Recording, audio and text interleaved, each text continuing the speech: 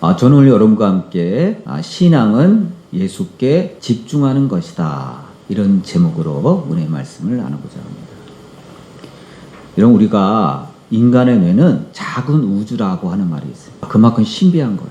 다른 말로 표현하면 그만큼 우리가 뇌에 대해서 모르는 영역이 너무 많은 거예요. 연구될 부분도 너무 많고 앞으로 파헤쳐야 될 부분이 너무 많아요. 이 뇌를 집중적으로 연구하는 과학을 뇌과학이라고 그러죠. 뇌의 구조와 기능, 또 우리 알려지지 않은 부분을 오늘도 끊임없이 연구하고 있어요. 근데 오늘날 많은 뇌과학자들은요, 우리 현대인들이 무엇보다도 집중력이 저하되는 위기를 맞고 있다고 진단하고 있습니다. 요즘은 한 편의 책은 물론 한 편의 드라마조차 아주 끝까지 이 집중적으로 읽고 보는 것도 고통을 느끼고 있다고 해요. 연구에 의하면 미국의 10대들은요, 한 가지 일에 65초 이상 집중하지 못한다고 되어 있습니다. 또 직장인들의 평균 집중 시간은 단 3분에 불과하다는 그런 조사도 나오고 있습니다. 캐나다의 어떠한 기관이 조사를 했더니요, 어떠한 사물에 집중적으로 주의력을 다하여 집중하는 시간은 우리 사람은요 8초라고 해요. 8초 이상 집중하기가 어려운 거예요. 어떤 한 사물에 집중적으로. 근데 금붕어는요 9초래요. 수조 안에서 헤엄치는 금붕어는 9초. 그러니까 사람이 금붕어보다도 집중력이 저하됐다. 문제는 스마트폰 같은 이 디지털 기기의 보급에 따라 사람들의 집중력은요 갈수록 저하되고 있다고 합니다. 실제로 스마트폰이 등장하면서 가장 타격을 받은 것이 뭐 같아요? 책이죠. 독서량이 급격히 떨어지고 있어요. 책이 안 팔려요. 그 다음에 타격을 받은 것이 신문이에요. 신문을 안 봐요. 근데 스마트폰은 핵심만 축약해서 실었죠. 또 타격을 받는 게 뭐죠? 대화. 주위 사람들하고 대화. 스마트폰 때문에 엄청 타격을 받았어요. 전부 스마트폰만 쳐다보고 있는 거예요. 그 다음에 타격받은 것이 TV 시청. TV 시청률이 급격히 떨어졌어요. 요즘 젊은 사람들이 TV를 안 봐요. 왜? 요약본이 스마트폰에 다 나와요. TV가 안 팔려요. 옛날 같으면 TV가 잘 팔릴 텐데. 이렇게 큰 영향이 있다는 것입니다. 그래서 우리가 정보를 습득하는 그 시간은 빨라졌죠. 무슨 사건 나면 뭐 스마트폰에 금방 떠요. 속보 해가지고.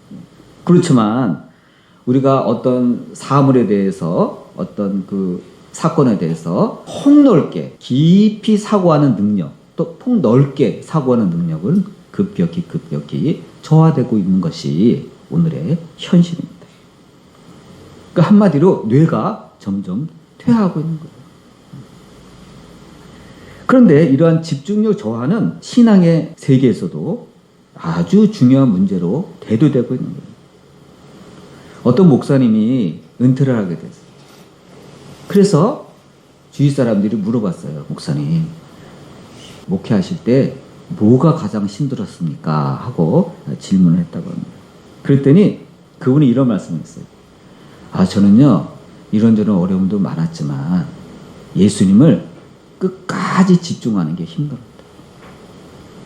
참 세계볼 말이에요. 목회하다 보면 목사님도 어려움을 느끼는 게 많죠. 설교 준비하는 게 너무 힘들어요. 또 대인관계, 성도들과의 대인관계가 너무 힘들어요. 또 재정 때문에, 돈 때문에 걱정한 적 너무 많아요. 여러 가지 기타 등등 이런 어려움이 있죠. 근데 목사님이 그 얘기를 안 하고 어떤 환경 가운데서도 예수님을 바라보며 끝까지 집중하는 것이 어려웠다. 이렇게 고백을 하셨습니다. 사실 이 목사님의 고백에 우리 신앙인의 모든 것이 다 들어있습니다. 여러분, 우리가 시편 3편을 보면 다윗이 지은 시죠. 근데 부제가 붙어 있어요.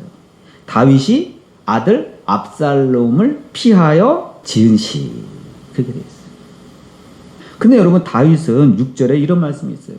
천만인이 나를 에워싸 지진다 하여도 나는 두려워하지 아니하리이다. 와, 천만인이 나를 에워싼다 할지라도 나는 두려워하지 않겠다는 거예요. 지금 뭐 하는 신세죠? 아들이 반란을 일으켜가지고 지금 쫓겨다니는 신세예요. 근데 지금 아주 패기가 살아있어요. 뭐 용기가 살아있어요. 대단하죠? 다윗은요, 위급한 상황에서도 하나님만 바라볼 때 기죽지 않았어요. 하나님께 집중했기 때문에. 그래서 궁궐 바뀌지만 잠도 편안히 잤어요. 여기 시편 3편에 다 들어있어요. 그 힘이 어디서 나오죠?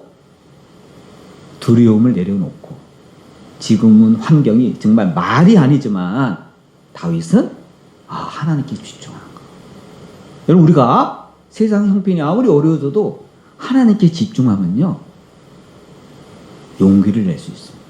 다윗처럼 이렇게 패기 있게 살 수가 있습니다. 그렇지만 이러한 다윗이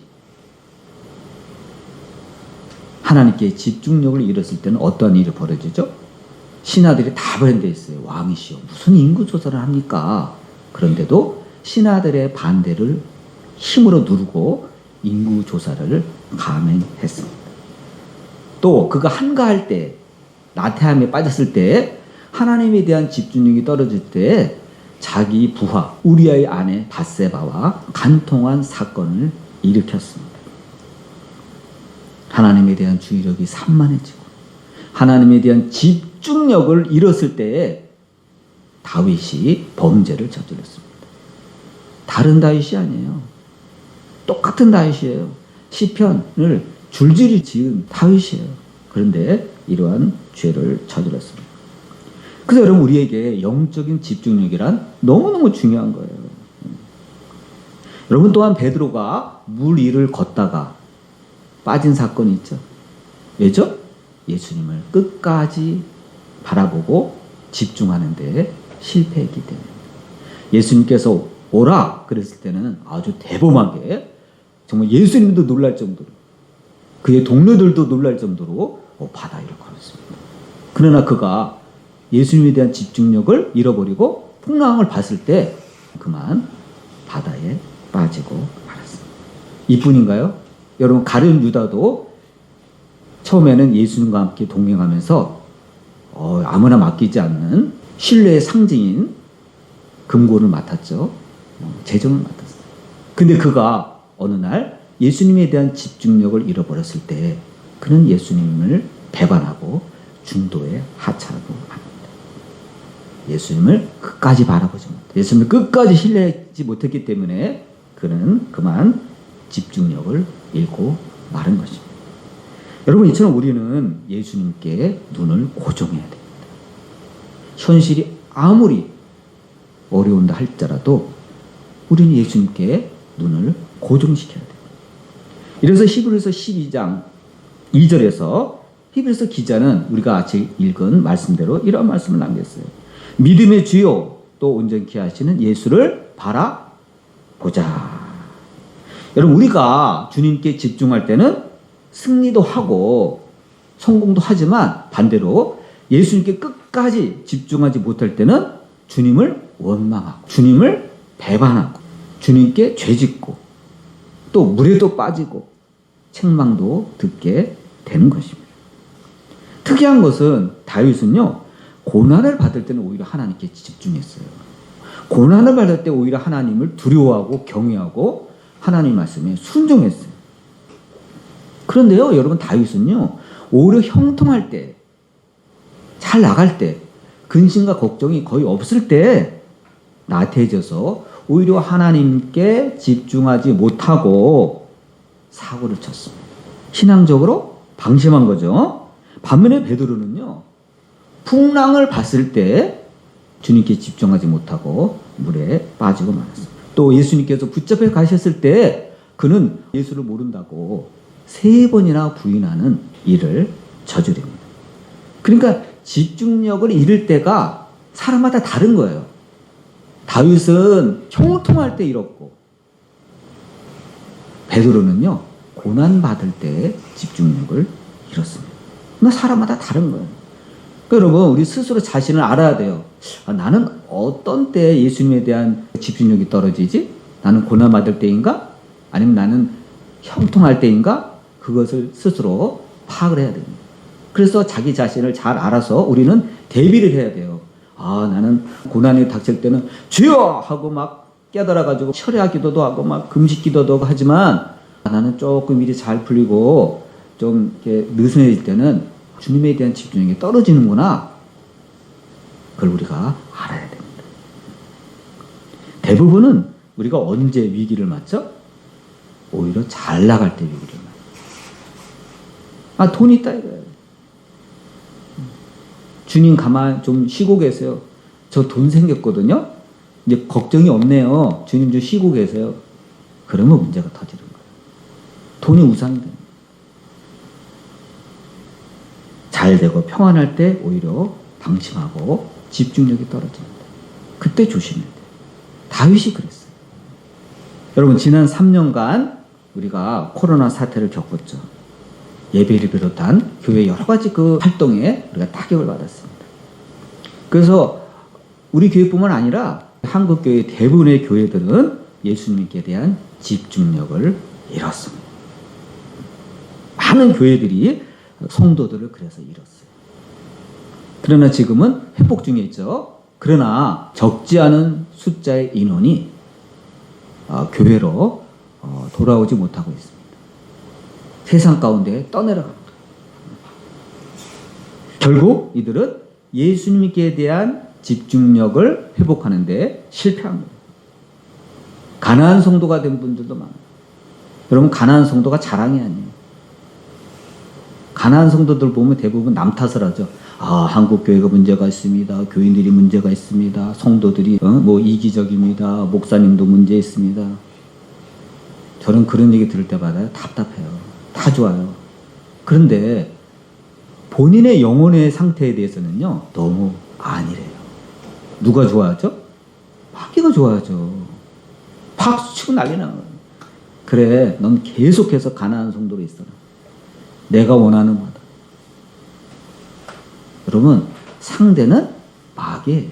신앙생활은 집중력의 전쟁이에요.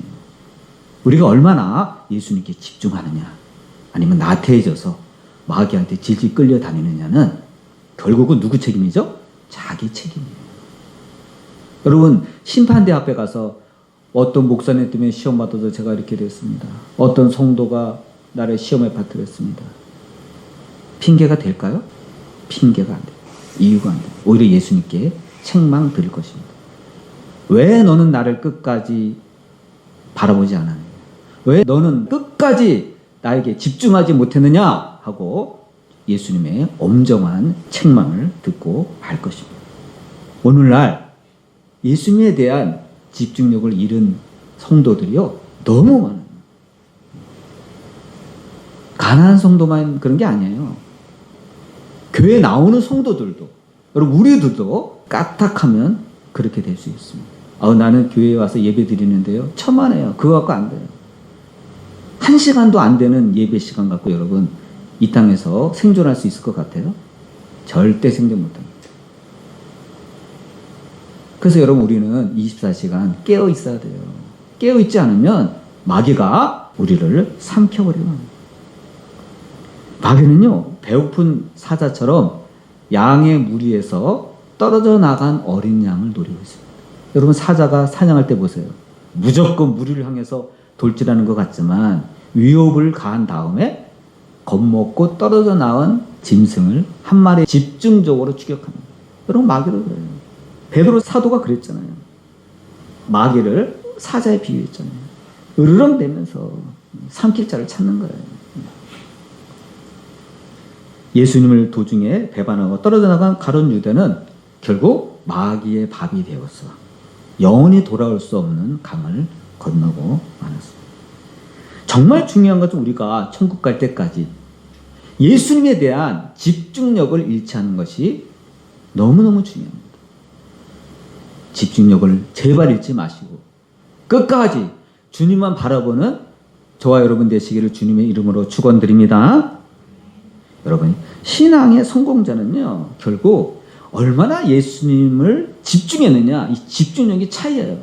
여러분 공부도 그렇고 또 일도 그렇죠. 뭐 시간 많이 주어진다고 일 잘하는 거 아니잖아요. 그렇잖아요. 뭐 시간 많이 준다고 시험 공부 잘하는 거 아니잖아요. 얼마나 주어진 시간 내에 집중했느냐. 여러분 집중했을 때 효율이 더 좋아요. 저도 설교 준비하다가 시간 많이 있다고 설교 준비 잘 되는 거 아니에요. 설교의 그 어떤 글감 이렇게 떠오르지 않으면요, 성경 아무리 뒤적거려도 고통스러워. 근데 하나님이 어떤 영감을, 번뜩이는 영감을 주시면요, 5분 내에도 작성할 수 있어요. 핵심은. 신앙도 마찬가지예요. 공부도 일도 집중력이 차이예요. 그래서 베드로 사도는 베드로전서 5장 8절에 근신하라, 깨어라, 너희 대적 마귀가 우는 사자같이 두루다니며 삼킬 자를 찾나니 너희 믿음을 굳건하게 하여 그를 대적하라. 이는 세상에 있는 너희 형제들도 동일한 고난을 당하는 줄을 알미라. 여러분, 마귀는요, 예수님께 집중하지 않고 두리번거리고 한눈 파는 자들을 집중적으로 노려보다가 집중 공격을 합니다. 그래서 예수님과 따로 이렇게 분리시켜가지고 삼켜버립니다. 그래서 지옥의 자식을 만듭니다. 그래서 예수님도 누가복음 18장 8절에 그러나 인자가 올 때 세상에서 믿음을 보겠느냐. 믿음을 설명하는 장에서 그래서 이렇게 말씀으로 끝을 맺으셨습니다. 인자가 올 때 그런데 세상에서 믿는 자를 보겠느냐. 예수님께 대한 집중과 나태함, 그 결과는요, 온전히 자기 몫이에요. 자기 몫이에요. 히브리 기자는 예수님은 그 앞에 있는 기쁨을 위해서 십자가를 참으사 부끄러움을 개의치 아니하시고 하나님 보좌 우편에 앉으셨다. 이렇게 말씀하셨어요. 여러분, 십자가를 지는 것이 인간적으로도 얼마나 부끄러워요. 부끄럽잖아요. 메시아인데, 불가능을 가능케 하시던 메시아인데 죽은 자도 살리시고 온갖 병을 다 고치셨던 분이 어느 날 매 맞고 학대당하고 옷은 다 뺏긴 채 벌거벗긴 채 십자가에 달린다는 것이 여러분 얼마나 부끄러워요. 제자들 앞에서, 군중들 앞에서 얼마나 수치스러워요. 근데 주님은 뭐 때문에 참으셨죠? 영광을 위해서 참은 거예요. 부활의 영광을 위해서 참은 거예요. 인류 구원의 완성을 위해서 주님은 십자가의 고난과 부끄러움을 개의치 않으신 거예요. 예수님도 집중력을 잃지 않으신 거예요. 예수님이 십자가를 달았을 때 밑에 있는 군중들이 그랬죠. 너가 그리스도냐? 그러면 내려와 봐. 너 능력 있잖아. 내려와 봐.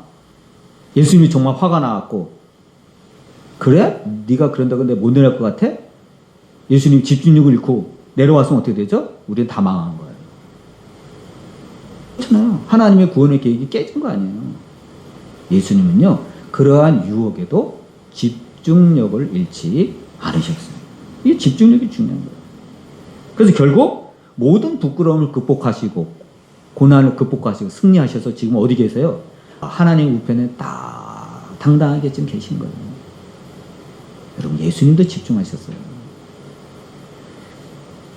여러분, 우리는 많은 고난을 받을 때, 때로는 유혹을 받을 때 집중력을 잃기 쉬워요. 어떤 사람은 고난당할 때 엎어지고, 어떤 사람은 마음이 평안하고 영광이 넘칠 때 유혹을 받아서 엎어집니다. 사람마다 달라요. 그런데 말세가 깊어질수록 주님만 바라보고 견디며 나가는 것이 굉장히 어렵습니다. 점점 어렵죠. 마귀가 세상에서 온갖 고난도 주고 고통도 주고 또 유혹도 주고 게으름과 나태함을 우리에게 불어넣어서 어떻게 하든지 예수님에 대한 집중력을 잃게 만들어버리고 있습니다. 막 흔들어대는 거예요. 너가 이래도 예수님께 집중할 수 있어? 때로는 돈도 막 주고, 이게 웬 떡이냐? 일이 너무 잘 풀리네. 여러분, 그럴 때 조심해야 돼요.